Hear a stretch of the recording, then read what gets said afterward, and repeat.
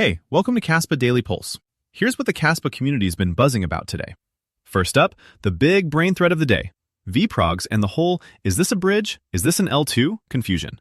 People were pretty fired up about misinformation floating around.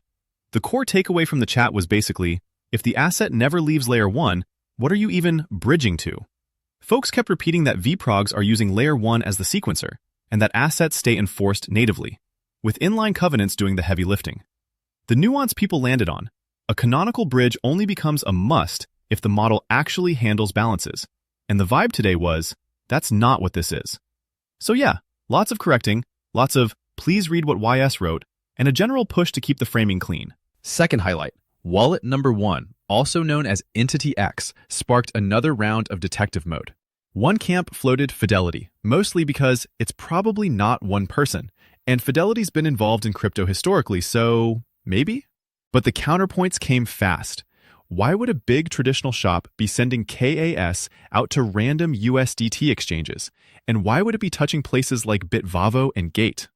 The alternative theory that gained traction was it's a market maker vibe. Think 6+ exchanges, possible MM/escrow accumulation on behalf of someone else.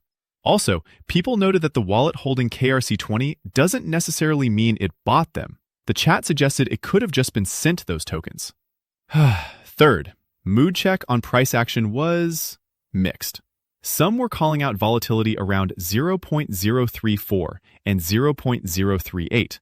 Others were talking sub 5 cent pain, 3 cent support, or even doom posting about 1 cent.